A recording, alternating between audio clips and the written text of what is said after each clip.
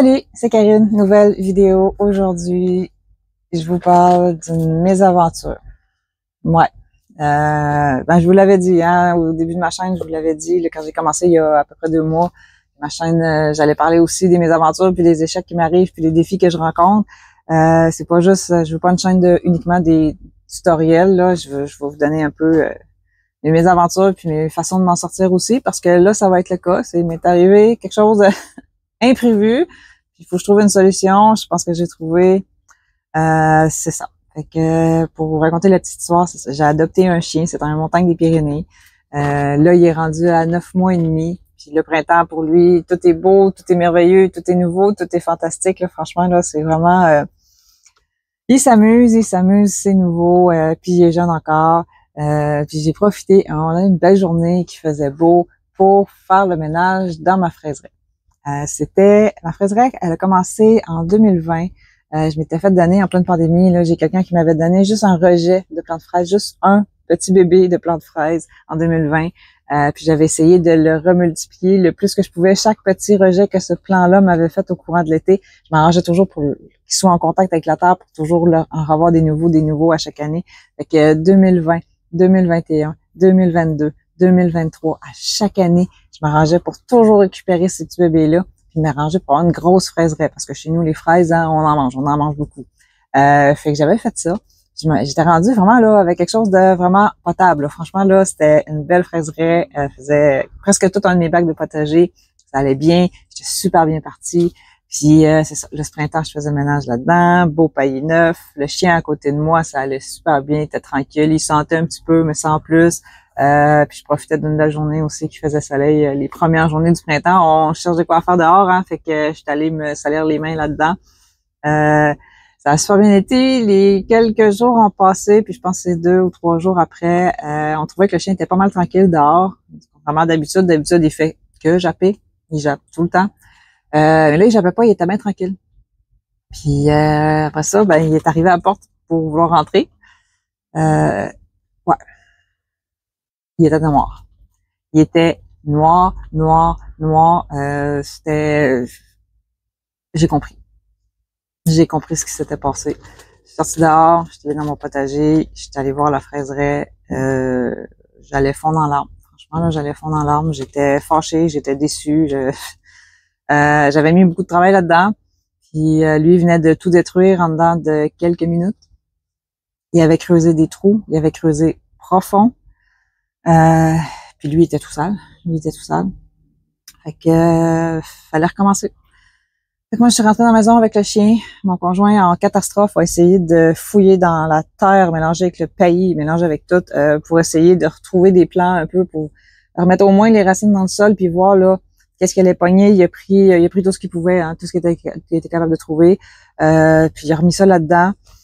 Puis là, finalement, on s'est dit, on va attendre quelques jours, puis on va voir qu'est-ce qui va arriver. On a attendu, puis il y a des plants que là, malgré qu'ils étaient bien maganés, là, c'était fait battre. Et ça commençait à ressortir, ça commençait à avoir les feuilles un peu commençaient à revenir, fait qu'on était bien contents. Là, je me suis dit, il y a peut-être quelque chose à faire, j'ai peut-être pas tout perdu. Fait que ce que j'ai fait pour réussir en fait à reprendre tout ça, j'ai repris les plants que mon conjoint avait réussi à sauver, puis je les ai installés dans des jardinières. En fait, c'est des balconnières. Ils font 27 pouces de long, 65 cm, mettons, à peu près. J'ai replanté ça là-dedans avec un bon terreau. J'ai pris tous ceux là, que je voyais là, qui avaient encore quelque chose de viable dessus. Je sais pas s'ils vont vraiment tout reprendre, mais je pense qu'une bonne partie, là, ça va être possible que j'aille quelque chose de bon là-dessus. Ça m'a donné 6 jardinières de plants que j'ai réussi à sauver. Ça veut dire que c'est environ ou peut-être un peu plus la moitié de ce qu'on avait. On a eu une grosse perte, mais on a peut-être, je pense qu'à 2, là, mon conjoint qui les a plantés tout de suite après, puis moi après ça qui a récupéré tout ce qu'on pouvait sauver. Je pense qu'on a fait un bon travail d'équipe. On va réussir à avoir quelque chose avec ça.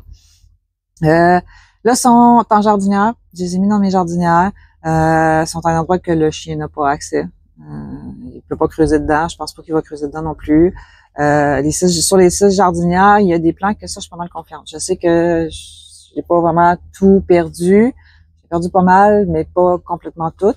Fait que ça devrait quand même aller pas pire. Puis finalement, ben c'est ça. Ben mes vidéos sur les fraiserais, finalement, ben ça va être des vidéos sur comment les cultiver en balconnière ou en pot. Ça revient pas mal à la même chose. Ils vont être sur table, puis ben je vais vous montrer comment les remultiplier parce que ben là je recommence. Hein. Je vais essayer de les remultiplier puis remultiplier le plus que je peux. Finalement cet été, ben c'est de ça que je vais vous parler. C'était pas prévu que je vous le fasse comme ça, mais bon, ben, ça va être ça. Ça va être ça. Je vais les faire comme ça. Puis, je vais vous montrer ça. Comment les multiplier le plus possible. Ça va être quoi l'engrais idéal à leur donner. Comment les cultiver en bac. Il y a pas mal de choses. Ça va être pareil comme en pleine terre. Mais je vais essayer de vous parler un peu des deux pour ceux qui en ont en pleine terre. C'est vivace, hein. Fait que si jamais vous en achetez en jardinière suspendue, là, ou à l'automne, ne jetez-les pas, hein. Je vais tout vous expliquer ça.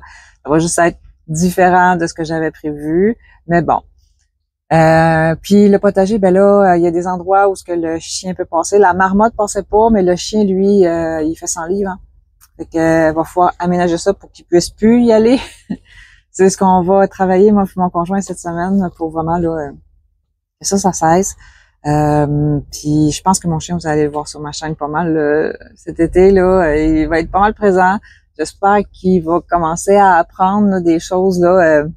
On va travailler fort là-dessus pour lui apprendre qu'est-ce qu'il peut pas.